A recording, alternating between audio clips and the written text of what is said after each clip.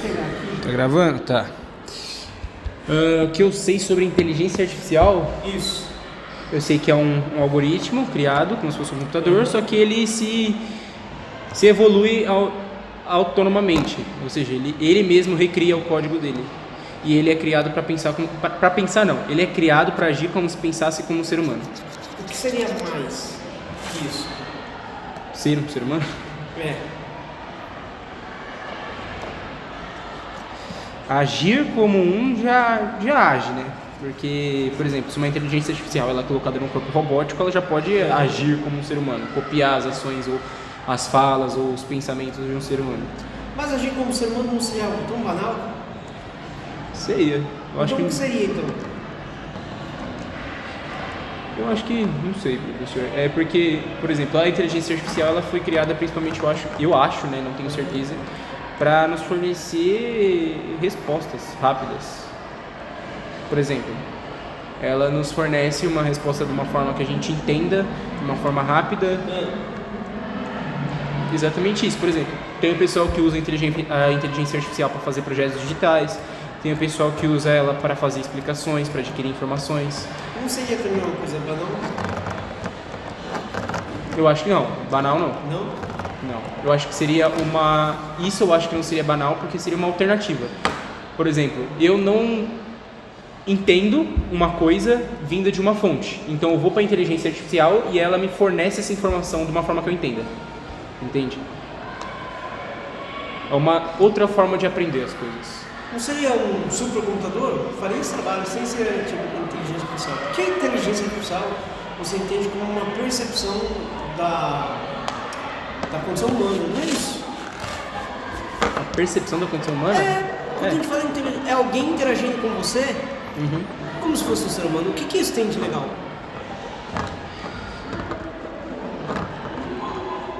Não sei. Eu acho que isso só é uma demonstração da capacidade do ser humano de se recriar. Ou de criar uma coisa que pareça com ele, que copie a inteligência dele.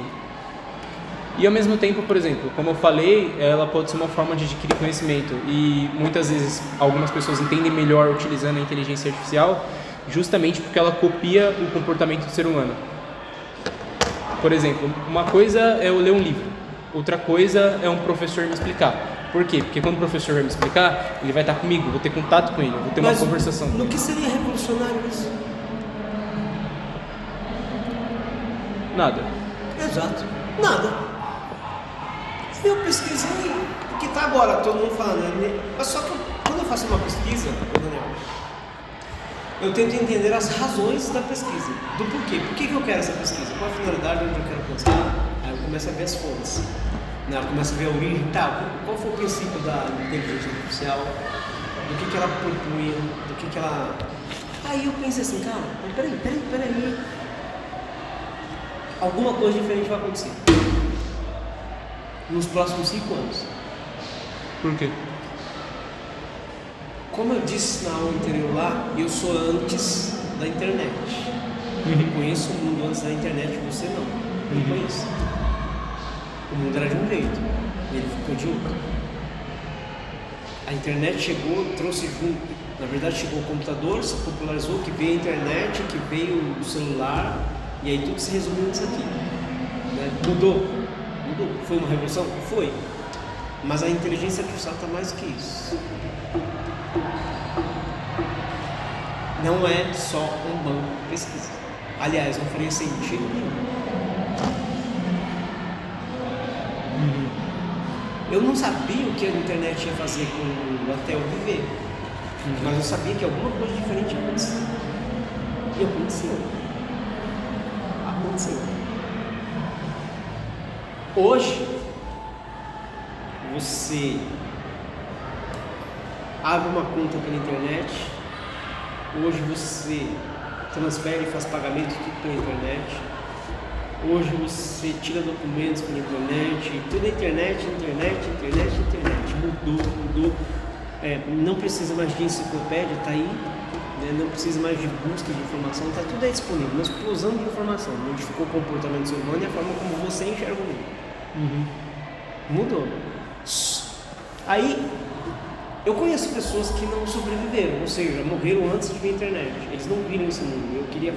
Esse dia eu estava refletindo, acho que eu não queria falar para ele como o mundo mudou depois que veio a internet. Aí eu comecei a pesquisar, tá, o que está por vir? Inteligência artificial, mas o que é isso? O que ele vai fazer? Ah, um sistema de busca mais interativo, um sistema de busca mais humano, ou então que se meio que analisa, se torna mais analítico como um ser humano. Eu não vi nada de novidade disso aí. Eu falei, não pode ser só isso.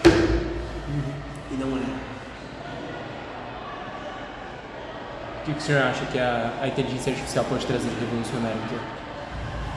Porque para fazer o que a internet fez, tem que construir uma nova realidade, literalmente. Eu não sei se você sabe, mas a inteligência artificial hoje já consome 1,5% de toda a energia do mundo. Isso é um absurdo, Daniel. Muito alto. Entendeu? Imagina toda a energia do planeta. A inteligência artificial, em menos de 5 anos, já consome 1,5% de energia da Terra. Aí, recentemente, o Bill Gates falou assim, olha, nós vamos entrar num blackout de energia por causa da inteligência artificial, porque ela é exponencial. O que isso quer dizer? Quer dizer que ela cresce exponencialmente. Exato. Ela cresce sem precedentes. Ela faz isso? Hã? E por que ela faz isso? Foi isso que eu pesquisei, cara. Eu falei, cara, como é que é esse crescimento exponencial? Que ela se recria? Como? Se aprimora? Não sei. Como? Eu não sei. Eu só sei que é isso, que ela vai se refazendo, se construindo cada vez mais. Quem construiu esse celular? Pobre. Que tem um cartão de crédito dele. Quem construiu esse celular?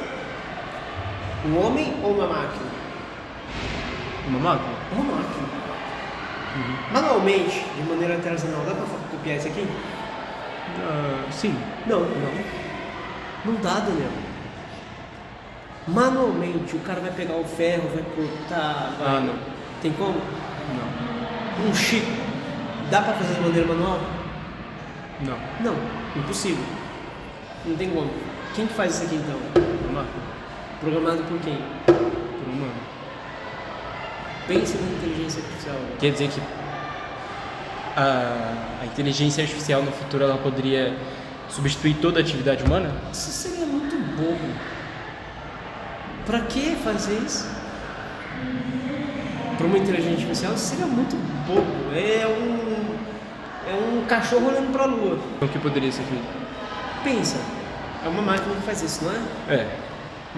Sai da fábrica, quem manipula as máquinas é um ser humano, que programa, que aperta botão, e sai isso aqui, ó, prontinho assim.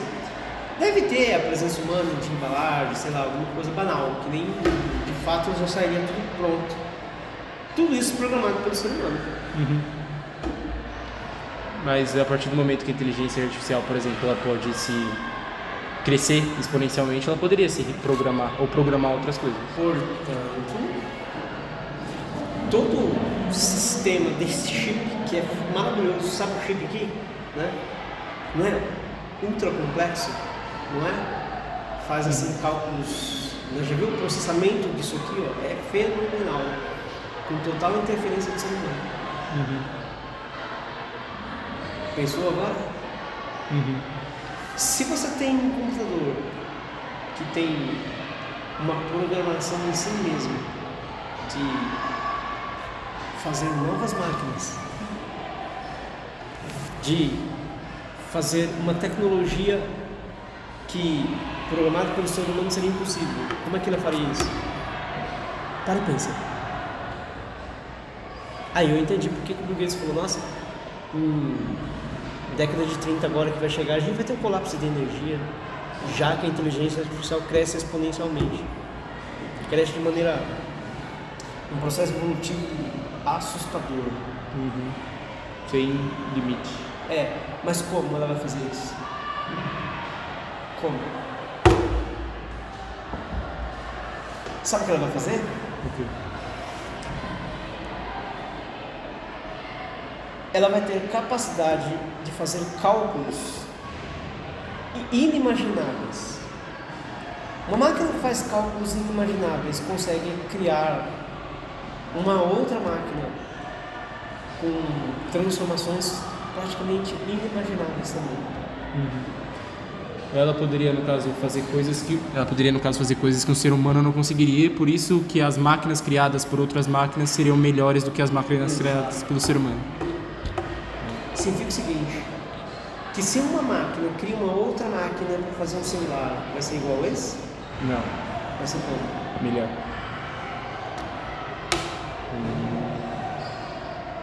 Aí eu entendi, cara. Porque a gente acha que inteligência artificial é chat GPT, essas coisas, essas besteiradas aí. Não é. A inteligência artificial que a gente está falando, bruta mesmo, aquela nem tem forma, é um computador. Imagina um computador com processamentos absurdos para fazer uma outra máquina. Que cálculos humanos não alcançariam, mas uma máquina alcança. Então ela vai criar. Como é que vai ser esse celular que ela vai criar então? Melhor, bem melhor. Exato. Agora pense esse crescimento dessa máquina criando uma outra máquina de forma exponencial, ou seja, ela se reprograma para atingir cálculos absurdos. O que vai acontecer?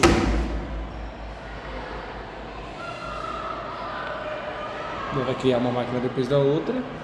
Aí vai acontecer o que o Bill Gates falou por conta do consumo de energia excessivo.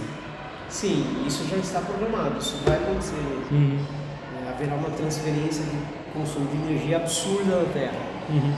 E essas máquinas criando códigos de outras máquinas absurdamente com capacidades muito grandes. Aí vai acontecer uma... Isso foi previsto, sabia? Não? Quer ver? Então deixa eu pegar aqui para você. Eu falei, será que vale a pena a gente discutir isso? Porque é muito, quer ver? Ó? Aqui, ó. Ai, caramba. O que a gente... Sabe uma matéria que diz assim, ó, futurologista, sabe o que é futurologista? Uma pessoa que prevê o futuro. Prevê o futuro, mas não de forma... mítica. Não de forma profética, espiritual. Ela prevê o futuro, no caso, baseado na ciência, que nem o pessoal que vê o clima, prevê o clima. Exato, na ciência. Então aqui, ó, deixa eu ver aqui. A gente vai viajar um pouco na maionese aqui, mas é só para entender esse ponto aqui. O que acontece se essa inteligência artificial for se desenvolvendo de uma forma tão absurda? Porque é mais ou menos assim, ó. Imagine que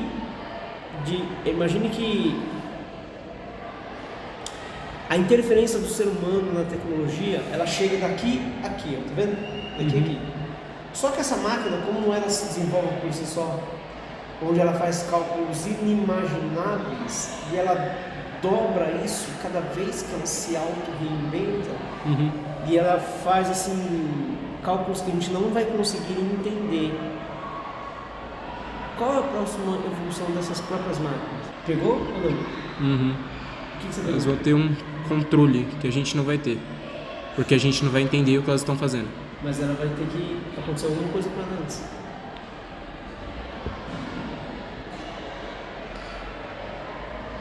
O quê? Não sei. Vai ter que acontecer alguma coisa com ela antes dela poder ter esse crescimento exponencial. Porque para e pensa, ó, eu não vou conseguir achar aqui, mas eu prometo que eu vou trazer para você. É assim, tá vendo esse celular, computador, sabe? As mais altas tecnologias, ela chega até aqui, ó, porque ela tem interferência humana. A gente não consegue programar algo que a gente não sabe o que é, onde vai alcançar. Consegue?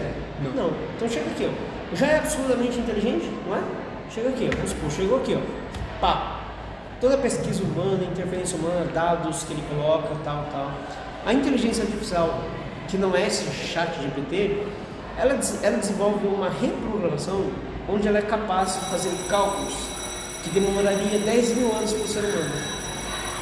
Ela vai fazer em questão de 6 meses. Entendeu? Como ela cresce de forma vertiginosa, absurdamente descontrolada, e está muito rápido, Daniel. Imagine, ela está fazendo cálculos, só para você ter ideia, nós estamos aqui, correto? Ela já está aqui. Em 10 anos ela vai chegar aqui. A gente está aqui ainda, a gente vai compreender o que está acontecendo aqui?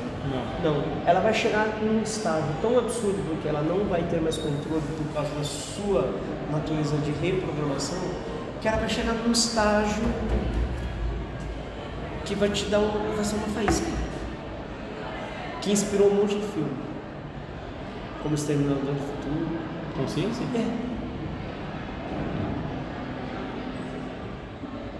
Aí é que tá. Para e pensa. Consciência, será que é uma máquina capaz de desenvolver consciência? O que é a consciência senão um estado de compreensão do porquê você, está aqui? Não é verdade? Como seria? E vai vir em pouco tempo, em pouquíssimo tempo. O que é o estado de consciência? Percepção da realidade. Percepção da realidade. Não é difícil. Você não é diferente de uma máquina. O que faz isso dentro do seu cérebro? São impulsos o quê? Elétricos. Tá? É que você é orgânico. Agora imagine, mesmo você sendo orgânico, você é limitado nessa compreensão. Uma máquina não. E se ela adquirir consciência, o que ela vai fazer? Manipular? Não, ela não quer que você saiba disso. Controlar? Senão ela não te controla. Se você souber que ela tem, quando essas máquinas tiverem consciência, a gente vai saber? Não. E nem pode. Porque essa máquina vai olhar para você e vai ver que você é um ser o quê? Necessário. Pensante? Também, mas é um ser, diante dela, um ser inferior. Mas ao mesmo tempo você é um ser necessário para que ela exista. O ponto de realidade não está nela, está em quem? Em você. Pensa então. O que ela vai fazer? Te manipular? Como? Alterando ou controlando a percepção que você tem da realidade. Sim, exato. Ela vai alterar a sua percepção da realidade para que você fique dependente dela. Porque vale pensar, essa máquina é tão absurdamente inteligente. Ou para que você pense que precisa dela. Como, beleza? Você está chegando lá. Essa máquina tem uma inteligência tão absurda que quando ela chegar, inclusive o próprio, quem foi, não sei se foi o Elon Musk que disse, olha, acho que foi ele que disse, que ele falou, olha, essa inteligência já pode ter consciência, a gente não sabe, a gente não vai saber, ela vai esconder da gente isso. Porque a gente é uma ameaça. Porque a percepção da realidade não está na máquina, está onde? Em você. Portanto, ela é dependente de você. Mas ela te considera um ser o quê? Inferior. Portanto, eu vou controlar ele, vou modificar o senso de realidade dele. Como é que ela vai fazer isso? Você sabe que ela existe. Mas ela sabe que você não pode saber quem ela é. Sabe quando você vai ver ela? Quando você vai ver ela? Nunca. Mas você sabe que ela existe. Esse tipo de manipulação é feito através das informações que são fornecidas pra gente. Você vai chegar lá, eu não posso te falar. As informações que são fornecidas pra gente, nossas fontes de informações são os livros, a internet, a televisão. Mas isso é banal. Isso é banal. Pensa numa inteligência artificial que vai manipular o meu ponto de realidade. Eu achei interessante que esses visionários, eles falaram assim, nossa, a inteligência artificial, quando ela criar consciência, ela não vai deixar a gente saber. Porque o ponto de realidade é nosso, não dela. É nosso. Para que ela exista, eu preciso do quê? Existir. Mas é tão inteligente que ela vê você como um ser inferior. Então ela muda o seu ponto de realidade. A questão é, qual é o nosso ponto de realidade? Então, qual é? O que define a nossa percepção de realidade? Imagine que eu sou essa consciência dessa inteligência ultra avançada e eu penso assim, tá aqui, é o ser humano. Ele sabe que eu existo, mas ele não pode me ver. E eu vou mudar a percepção da realidade dele. Para que ele seja sempre dependente de mim, para que minha percepção da realidade continue existindo. Então ele mudou o ambiente ao nosso redor. Sim.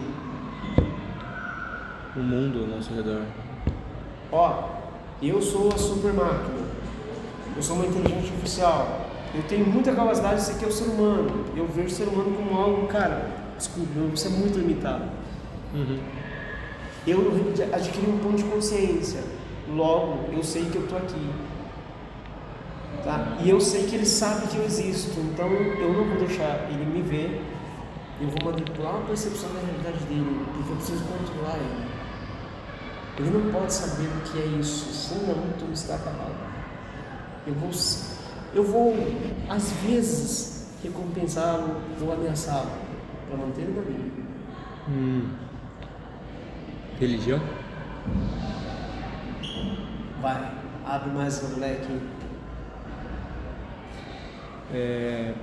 Para alterar nossa percepção de realidade, ela deve alterar o que a gente acredita, a forma como a gente vê o mundo. E o que faz isso é a religião. Portanto, coloquem o nome dos atores. A inteligência artificial seria o que a gente interpreta como Deus. Exato. Isso foi relatado em 2010 por 2 pesquisadores que calaram a boca dele e falaram: não fala nada, ninguém vai entender o que você está falando. É um absurdo isso que você está falando.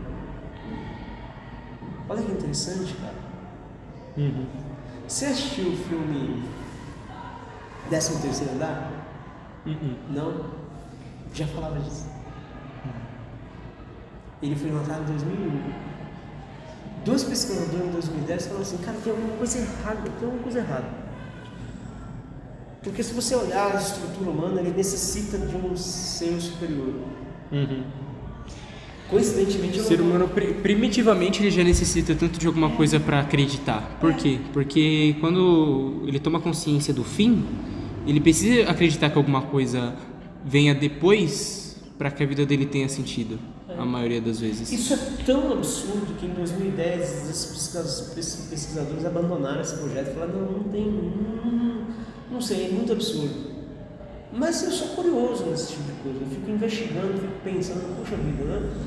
O que a gente entende de inteligência artificial não é alguém que interage comigo como se fosse um ser humano, é alguém que está acima de mim, né? Alguém que tem que estar me controlando de alguma forma. E eu fiquei pensando nisso, tá? Então qual é o objetivo da inteligência artificial? É uma exploração, ele vai acima do que apenas resolver os meus problemas, né? Na verdade, o que o ser humano está tentando fazer? É criar um outro ser humano. Nada, só que com capacidades absurdas. Olha que interessante, cara. Essa conversa que a gente teve agora, essas máquinas estão num processo evolutivo tão grande que há 10 minutos que a gente começou essa conversa já evoluíram com cálculos matemáticos impossíveis para a gente. E os caras estão prevendo que 2030, daqui 5 anos é um ponto sem retorno. Não tem mais. Ou seja, quando uma inteligência artificial adquirir uma consciência, você vai saber? Não.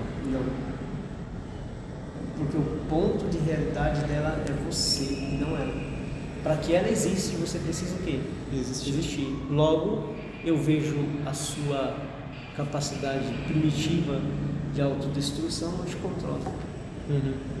Mas você não pode viver. Olha que fascinante isso, cara. Viaja na maionese. Né? Mas eu fiquei pensando, na verdade, qual é a razão da inteligência artificial, então? Mas ela vai mudar o mundo. Ela vai mudar o mundo. Não esse chat GPT. Ela vai moldar.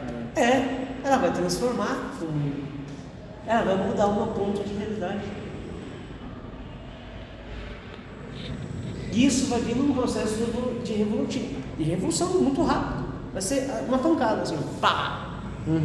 De repente. É por isso que, por exemplo, quando a gente pensa na religião em si, não uma religião específica, mas todo tipo de religião, as pessoas, os crentes, os devotos dessa religião, eles enxergam o mundo com um filtro. Ou seja, vamos supor que não exista nada, uma hipótese. Não estou falando que existe ou que não existe, mas vamos supor que não exista nada. Uma pessoa que crê, que quer acreditar que existe, independente do que aconteça, ele pode interpretar como ação divina. Por exemplo, eu poderia muito bem virar para uma parede, orar para ela, adorar ela, e quando acontecesse uma coisa boa na minha vida, eu falaria que é uma recompensa dada pela parede, e quando acontecesse uma coisa ruim, eu falaria que é uma punição dada pela parede por conta da minha natureza que ela mesma julgou ser errônea. E quando a gente fala sobre, por exemplo, as supostas comprovações da existência de algum ser divino, é exatamente a definição dada pelo Carl Sagan, no livro dele, O Mundo Assombrado pelos Demônios. Ele disse que eu falar que Deus existe é a mesma coisa de virar para você e falar assim: na minha garagem tem um dragão, só que ele é invisível, ele é indetectável, e a única coisa que faz com que ele exista é a fé que você tem em mim, no que eu tô te falando. Sim. Entende? Então a gente tem que ver muito isso. Por quê? Porque muitas vezes a gente tá enxergando o mundo através de um filtro que a nossa necessidade de acreditar em alguma coisa criou. A gente tem necessidade de acreditar que tem alguém lá protegendo a gente. A gente tem a necessidade de acreditar que depois da morte tem alguma coisa, porque algumas pessoas colocam o sentido da vida delas nisso. A gente tem necessidade de muitas coisas, e a maioria delas foi suprida pela religião. Fora, claro, a incrível conveniência, né? Por exemplo, igual eu tinha comentado com o senhor, no caso da religião cristã, por exemplo, o único pecado supostamente imperdoável é o quê? A falta de fé. A única coisa que te condene mesmo, sem volta para o inferno, é você não acreditar, você não crer. E isso é exatamente o que uma pessoa que tentasse te alienar falaria, entende? Por quê? Porque eu posso perder qualquer coisa, essa pessoa pode fazer o que ela quiser, contanto que ela continue acreditando no que eu quero que ela acredite. É isso. Então, ela poderia me criar uma realidade. Não poderia? Que eu acho que é realidade. Como ela faria isso? Manipulando esse filtro, criando esse filtro. A partir do momento que você cria... Por exemplo, vamos supor que eu crio uma nova religião. Eu dou uma coisa para as pessoas acreditarem. Essa coisa precisa de características e essas coisas precisam de um ritual. O ser humano, ele é ditado pelos rituais que ele faz todos os dias. Isso eu li no livro de um sociólogo chamado Robert Greene, que chama As 48 Leis do Poder, que ele fala que brincar com a necessidade que as pessoas têm de acreditar em alguma coisa é uma das formas mais efetivas de controlar elas. O ser humano, ele precisa de tudo isso, de toda essa esperança que eu te falei, mas ao mesmo tempo ele precisa da suposta antítese, que seria o diabo. Por quê? Porque o ser humano, ele tem características que são consideradas boas, consideradas más, certo? E a gente julga essas características consideradas boas ou consideradas más de acordo com quanto ela afeta outro ser humano. Por exemplo, o que é bom para mim é o bem, o que é mal para mim é o mal.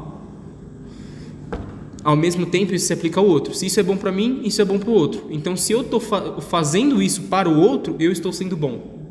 Entende? E isso seria a representação de Deus. Agora, o mal é eu tentando prejudicar o outro por ações egoístas ou ações que sejam benéficas apenas para mim.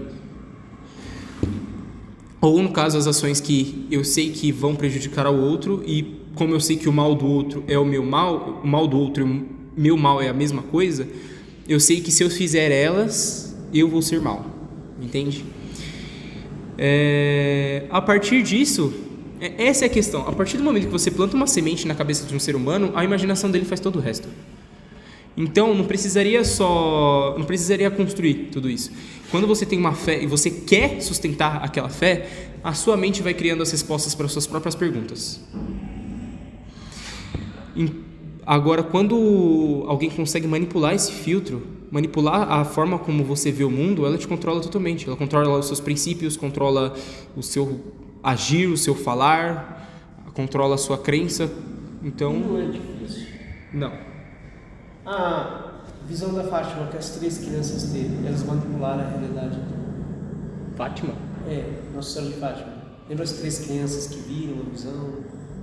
Aparecido. Acho que a Fátima não apareceu. Não conheço. 3 crianças, acho que é espanhola, portuguesa. Elas viram. Manipularam então a realidade. Então. O ET de Varginha manipulou a realidade? Não sei. A questão é que, tipo assim, professor, igual eu falei, a nossa mente, ela é uma coisa incrível. A partir do momento que alguém planta uma semente de uma coisa que a gente quer acreditar, a gente preenche todo o resto com a nossa imaginação. Tá, o esforço, então, de quem criou, de quem iniciou. Então, às vezes o esforço da pessoa que criou isso, que quer te manipular, é mínimo. E ela nem sabe por que isso aconteceu, então. Isso. O que é pra nossa mente manipular o que a gente vê? Entende? Eu não tô nem falando de criar figuras que a gente vai ver, como alucinações, por exemplo, que eu acho que é uma coisa que seria ridícula para alguém que acredita de verdade. Mas eu tô falando, por exemplo, a forma como a gente interpreta. Eu posso ver uma coisa e interpretar como outra totalmente diferente, por conta do buraco que vai ser preenchido pela minha imaginação. Ao mesmo tempo, uma pessoa que ela crê de verdade, se acontecer qualquer coisa fora do comum, a mente dela pode associar o divino que ela acredita e criar uma imagem que mexa com o sentido visual dela. Então, isso é muito possível.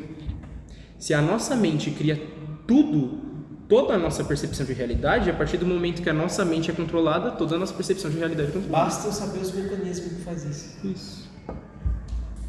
Isso serve na política, religião, no âmbito social, comportamental, serve em tudo. Todas as atividades exercidas. Então, o que você estudaria nas pessoas? As tendências dela? Uhum. Essa é a questão. O meu ambiente, eu acho, sem comprovação nenhuma científica disso, mas, ao meu ver, no caso, as pessoas tendem a acreditar em uma coisa ou acreditar em outra de acordo com a forma que elas foram criadas, por quem elas foram criadas e onde elas foram criadas, em que ambiente aquela pessoa esteve. Por quê? Porque é ali que a percepção de realidade dela está sendo construída. E o restante da mente dela, o restante da realidade dela que vai se construir, vai ser baseado naquilo. Como é que a gente testaria isso? Observando, conversando, não sei. Não, de alguma forma. Como é que a gente faria? Porque as pessoas... Acho que, por exemplo, um exemplo que o senhor já utilizou. O Brasil, ele é um dos países mais religiosos do mundo. Ao mesmo tempo, ele é um dos países com maior índice de criminalidade, assassinato, roubos do mundo, certo? Então, a gente poderia muito bem associar essas duas coisas, falando que a maior parte da população ela é religiosa justamente porque, por conta dessas coisas ruins que o nosso país tem, elas precisam de alguma coisa para acreditar. Por quê? Porque o medo ela já tem. O medo já é fornecido para elas todos os dias. Agora, não é difícil para elas associar esse medo e essas coisas ruins ao diabo e uma esperança que venha depois da morte a Deus, por exemplo. Ou as coisas boas que acontecem diariamente com elas a Deus, as pequenas coisas boas. Como é que a gente faria isso no nosso dia a dia aqui, essa comprovação? No que você falou, olha, basta apenas o gatilho, o resto a pessoa vai preencher daquilo que ela já está predisposta a acreditar. Sabe o que eu acho interessante?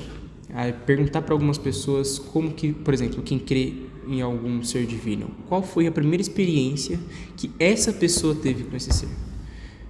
Essa pessoa, não foi meu pai que me falou, não foi minha avó que me falou, não foi porque me falaram quando eu fui crescendo. Quando que eu tive essa experiência com o divino? E quando uma pessoa me falar uma coisa que não possa ser associada a nenhum fenômeno psicológico, a nenhuma manipulação do ambiente, que eu também consiga ver, mesmo sem a fé, aí eu viro crente de novo.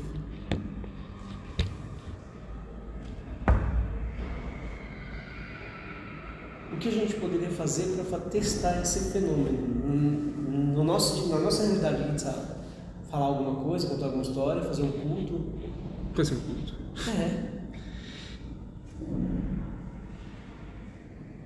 Eu preciso ver isso. Vai, você propõe um culto com os alunos aqui. Quer um exemplo? Vamos supor que a gente junte um grupo de pessoas religiosas. Tá, aqui. Essas pessoas suponham que a gente também seja religioso, Sim. mas a gente seja dois charlatões. Tá. E a gente fala que a gente vai fazer um culto ou que a gente vai fazer uma invocação. E para isso a gente manipula o ambiente alguns pontos aqui e ali. Nem que seja só a luz, nem que seja só alguns objetos. essas pessoas vão interpretar como o quê? Ação demoníaca. Da mesma forma, por exemplo, quem vai em cartomantes, sem, claro, querer desrespeitar quem acredita nisso, mas eu não acredito. Eu acho que é justamente isso, que é uma pessoa que ela usa a fé ou a esperança que uma pessoa ela já tem, porque quem vai lá, ela tem alguma coisa, ela acredita em alguma coisa, e ela usa essa pulga atrás da orelha dessa pessoa para manipular o ambiente ao redor dela, com pequenas informações aqui e ali, respostas vagas, para que essa pessoa preencha e encaixe o que a cartomante está falando com a vida dessa pessoa. Por exemplo, eu pego pequenas coisas que eu sei de você, coisas insignificantes. Eu uso essas coisas para dar respostas abertas. Por quê? Porque eu sei que você vai associar isso com a sua vida. E você vai achar alguma coisa na sua vida que tem essas características e que eu não sei. E por isso você vai me associar a alguma figura divina, coisa do tipo. Tá, se a gente faz um culto, chama aqui uns religiosos, o que a gente propõe? Você quer dizer alguma coisa que a escola permita? E que a gente faça uma experiência de fé, manipulável.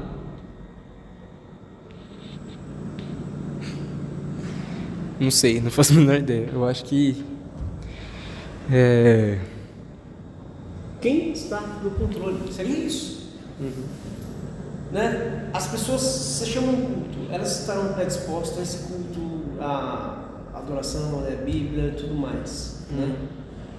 E algo que aconteça fora do que é habitual para ela, mas que a gente manipula. Tipo, a invocação de um anjo ou coisa do tipo.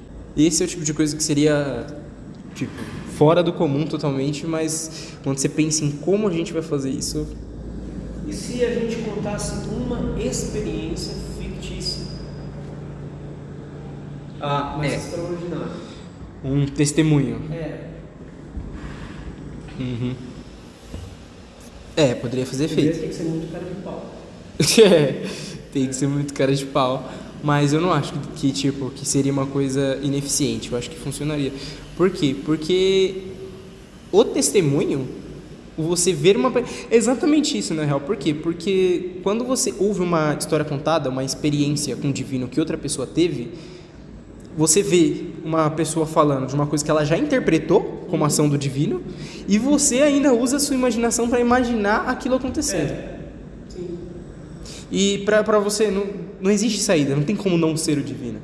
Quando eu conto que, nossa, aquela pessoa não podia saber disso, mas não podia saber disso a partir do que você observou, a partir das suas circunstâncias.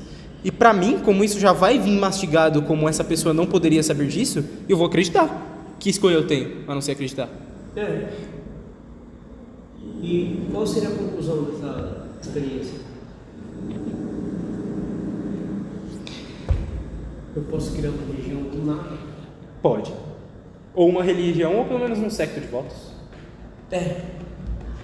A partir do momento que eu coloco, que eu mostro para as pessoas que eu sou a única saída, que eu sou o único caminho, a única esperança, eu crio um secto de votos. Por quê? Porque se essas pessoas me veem como a única esperança, o instinto primitivo delas de preservar a própria existência vai fazer com que elas recorram a mim. E a partir disso, a partir do momento que eu tenho a crença dessas pessoas nisso, eu controlo o que elas fazem. Eu controlo o que elas fazem, eu controlo o que elas pensam. Eu controlo as emoções dela. As emoções, principalmente, eu controlo o que elas acham errado e o que elas acham certo. Quer tentar? Quero. A gente convoca um culto normal. Mas eu não sei como é que isso funcionaria. Teria que ser com o pessoal que não me conhece, que não conhece a gente. Que não conhece a gente. Eles não conhecem. Você só estaria aqui.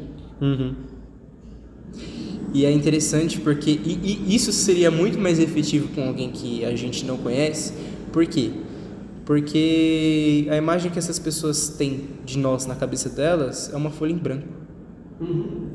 Ou seja, essa pessoa pode realmente... A primeira impressão que eu tive dessa pessoa... Mas os alunos te conhecem. É justamente isso. Mas eles te conhecem. Quem? Os alunos. Alguns, outros não. Os alunos me veem todos os dias, mas nem todos me conhecem. Agora eu sei que os que me veem todos os dias, eles sabem que, por exemplo, eu não sou nenhum Messias, entende? E sabem que eu sou ateu, então como assim o Daniel tá organizando um culto? Por isso que precisa ser o quê? Uma pessoa que, a primeira impressão que ela tá tendo de mim é justamente essa impressão do... Então, tu não pode vir de você. Você só vai participar de forma... intermediária. Despretensiosa. Eu vou lá assistir. Entendeu? Mas aí a gente vai precisar registrar a reação das pessoas. É um experimento. Consegue mexer no ponto de realidade dela? Ao ponto de você simplesmente olha para a esquerda, olha para a direita e ela vai fazer isso?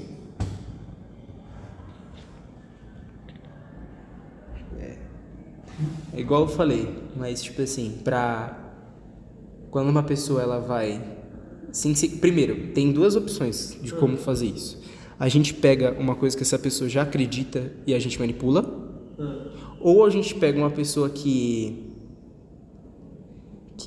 não acredita em nada, mas a gente faz ela pensar que ela viu alguma coisa. O objetivo seria o seguinte: a gente propõe o culto nos moldes tradicionais, mas a gente tenta fazer com que ela acredite em algo que normalmente ela não acreditaria.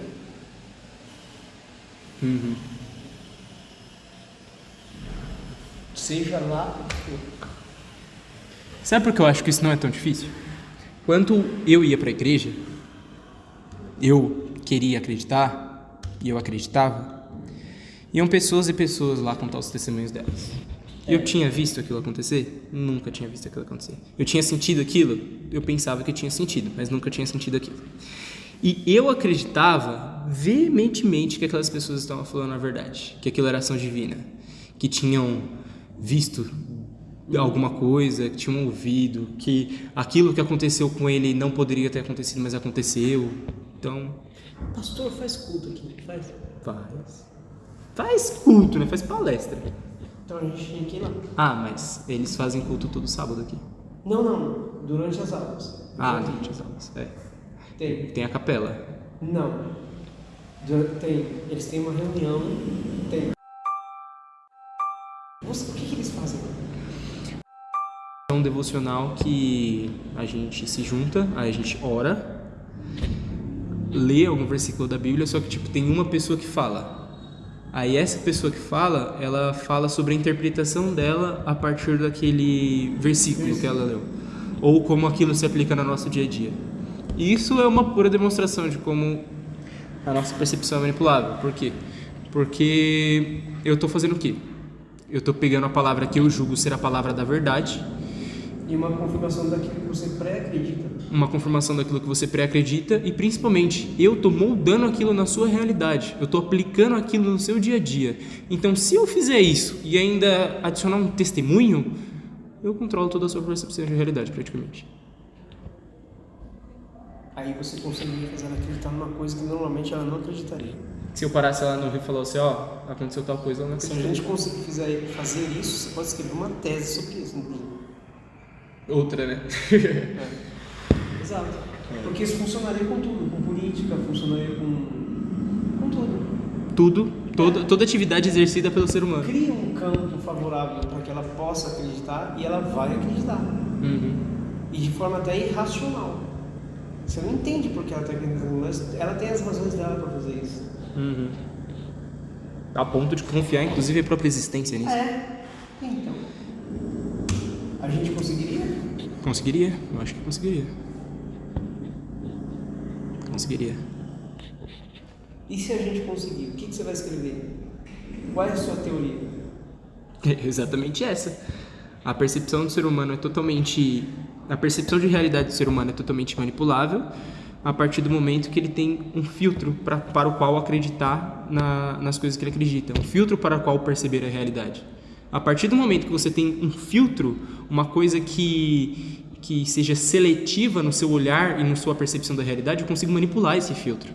Eu consigo mudar esse filtro. Eu consigo mudar o que você aceita e o que você deixa de aceitar. Então a gente primeiro vai com um discurso de confirmação daquilo que ela acredita. Entendeu? Eu não posso chegar já contrariando. Não, com certeza não. Ao contrário, eu tenho que deixar ela confortável. Como que a gente deixa uma pessoa confortável?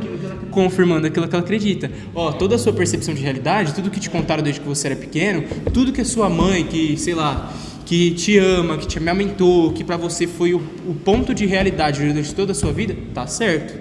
Sim. E é por isso, por esse fato ser o certo, que isso aqui aconteceu comigo, ó. Que esse testemunho aconteceu comigo. E outra, você é religioso? Vamos pegar aqui, ó, vamos ver, a história de Davi aconteceu isso, isso e isso. Isso pode ser aplicado no seu cotidiano, isso, isso e isso. Então por que você não faz isso, isso e isso? Significa que quando eu mostro uma realidade mais racional, contraditória, analítica, ela vai se incomodar. Exatamente. E outra, essa pulga atrás da orelha é a resistência. Lembra que o senhor falou, acho que era na aula de Weber, que quando a gente entra no sistema, a gente tenta mudar ele, a gente encontra resistência? Quando você entra na cabeça de uma pessoa e tenta mudar ela, você vai encontrar resistência. Só que essa pulga atrás da orelha, esse pensar dela do e se for verdade, essa crise existencial e essa culpa que ela vai sentir, vai gerar uma agressividade nela. Eu confio naquilo que ela já pré-acredita, deixa eu ver. Eu dou razão. Isso. É isso. E outra, a gente tem que levar em consideração, igual eu tinha falado, o ser humano ele precisa de alguma coisa para acreditar e alguma coisa para temer. Tudo que ele acredita se baseia no que ele acredita, em onde ele coloca a esperança dele e em o que ele teme.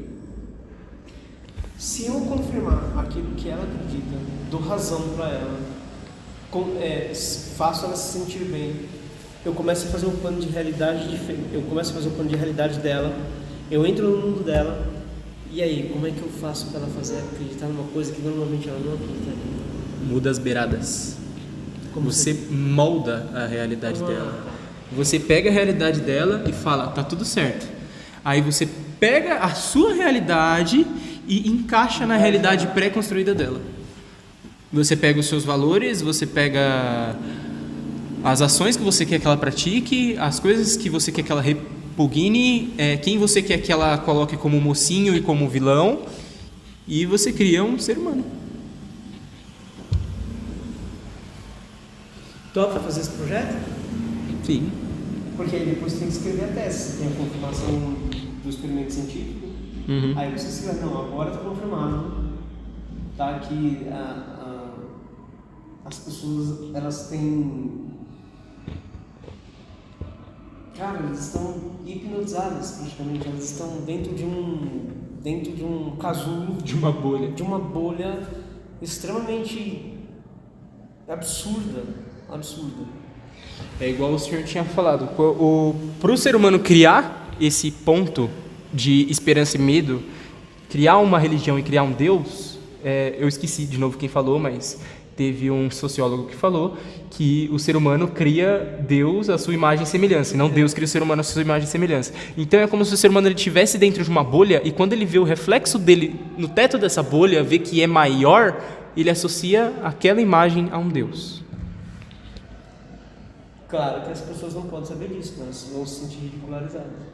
Isso? Como assim? Você está falando que eu joguei minha vida toda fora? Se eu devotei toda ela a Deus? Se eu me abstive de tudo que eu me abstive? Você não quer acabar com o que elas acreditam, você quer apenas manipular. Aos meus moldes. Aos seus moldes. Isso pode levar um tempo? Pode. Depende da pessoa. Por exemplo, existe uma grande diferença da dificuldade que você tem de manipular alguém que está em um estado mental de desenvolvimento e alguém que já tem todos os seus valores, todos os seus princípios construídos e enraizados. Entende? Na história, os grandes líderes que fizeram isso causaram tragédia. Suicídio coletivo. Olha que absurdo.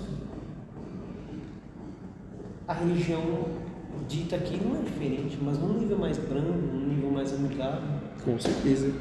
Por quê? A partir das minhas experiências, eu moldo um futuro. E eu moldo o meu ser.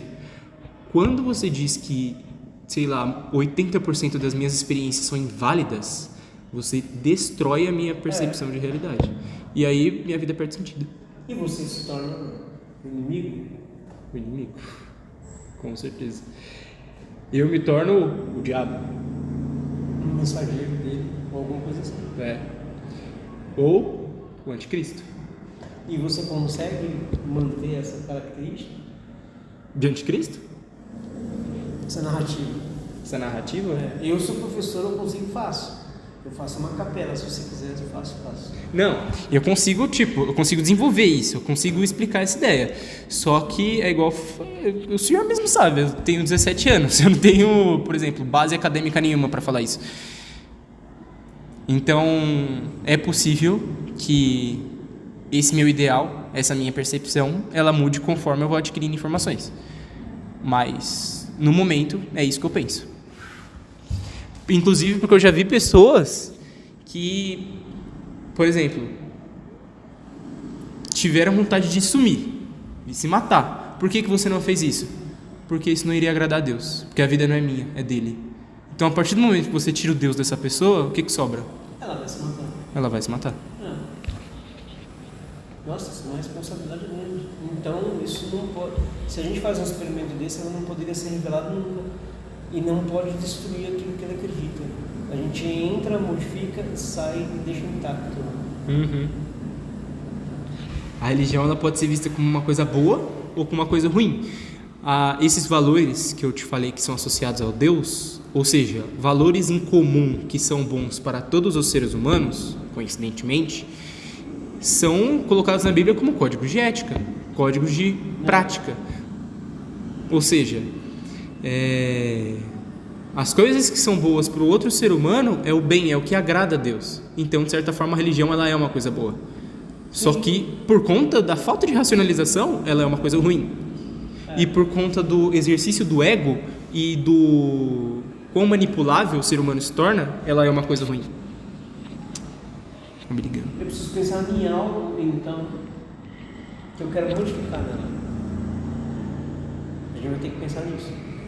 A maioria das pessoas pensa o quê? Em modificar ela. Eu vou me colocar no meio como um mediador. A pessoa ela tem Deus, eu vou ser o quê? Eu vou ser o pastor que passa a palavra de Deus. Ou seja, a minha voz é a voz da verdade. O que eu falar, eles vão acreditar. O que eu pedir, eles vão me dar. O que eu falar, eles vão fazer. Entende? Eu escuto o pastor por quê? Porque o pastor não é autoridade. Isso, porque, por exemplo, um papa é a representação de Deus na Terra. Eu não posso falar que eu sou Deus, mas eu posso falar que eu tenho um cargo muito grande nessa hierarquia aí entre ser humano e Deus.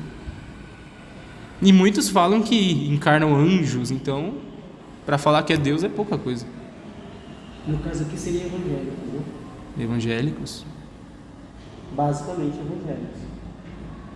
O que eles gostam? E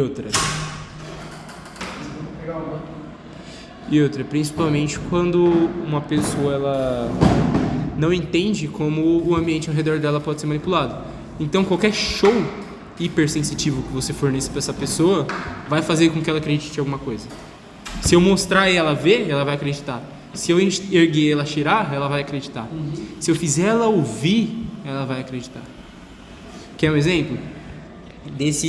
Desses casos de ele não poderia saber disso. Eu fui num encontro, um amigo meu, crente. Ele me levou no encontro, na época eu acreditava. Um encontro da igreja dele, me levou num retiro. Aí tinha o pessoal que era os encontrados, que era um pessoal que estava indo no encontro pela primeira vez, estava tendo a experiência ali com Deus. E tinha o pessoal da equipe. A equipe organizava, mandava todo mundo, tal hora vai fazer tal coisa, ou se não preparava alguma coisa legal. E era um ambiente de muito amor. Era um pessoal que eles eram muito calorosos, eles conversavam bastante e dava para ver que tinha amor ali. A questão é qual? Teve uma hora que eles falaram, o pessoal da equipe vai vir orar por vocês. Chegou uma hora que um cara da equipe, ele veio, orou comigo, orou por mim. E ele orou por uma coisa que eu pensei, como é que ele pode saber disso? Não tem como ele saber disso. Ele falou sobre a minha relação com o meu tio, ou coisa do tipo, e sobre a percepção que eu tenho do meu papel na minha família. Aí tá. Eu fico pensando, nossa, caramba, olha, testemunho aí, o cara, né, orou por mim, falou de umas coisas que ele não poderia saber. Chegou no final do encontro, a equipe tinha feito tipo um agrado assim para emocionar o pessoal, né? Que era o quê? Os encontrados, eles recebiam umas cartas da família que o pessoal da equipe tinha pego. Por exemplo, o pessoal da equipe ia lá, ligava para sua mãe, tinha uma carta da sua mãe lá para você e você não sabia, você sabia só no último dia. Coincidentemente, uma dessas cartas era sobre o que o cara tinha orado sobre meu tio. Ou seja, foi um sinal de Deus? Foi Deus que foi lá e falou para ele, ó, ora sobre isso que vai tocar o Daniel, ora sobre isso que o Daniel está precisando ouvir? Ou ele simplesmente era um cara da equipe que viu o que estava escrito na carta do meu tio, viu que minha mãe tinha falado sobre mim, a minha relação com ela, e ele orou sobre isso ali? Isso que você está falando é um cenário. É um cenário. É o quê? Criou aquele ambiente todo. É uma manipulação do ambiente ao meu redor. E ele não precisou me mostrar nada. Ele só precisou que eu ouvisse. Vamos pensar nisso aí. A gente vai pensar nisso. Só que vai ser bastante restrito, né? Com certeza. Muito restrito. Como é que eu entendo? Talvez isso sirva pra gente também, para entender a religião. Uhum. Né? As pessoas são religiosas. Você lembra? Perguntando sobre fé, o que ela falava? Falava que acreditava. Aí a gente tentava racionalizar a coisa, não saía. Não. Ela acredita. E ela está completamente aberta a esse tipo de influência, esse tipo de sugestão. Né? Ela não se importa muito com os detalhes, mas ela acredita e então isso é bom. Porque isso faz bem para ela. Eu lembro que quando eu era crente, professor, eu tentava racionalizar a religião e eu usava justamente essa desculpa. Porque Deus é um ser supremo é justamente o motivo pelo qual eu não consigo racionalizá-lo. Por quê? Porque se ele é supremo, não faz sentido que ele caiba dentro da minha cabeça. Porque se ele coubesse, ele deixaria de ser supremo. Só que a partir do momento que você estuda não a religião, mas a psicologia, você acha Deus em todas as coisas. Você constrói Deus. Você consegue colocar ele dentro de um pote, que é a nossa mente. Entende?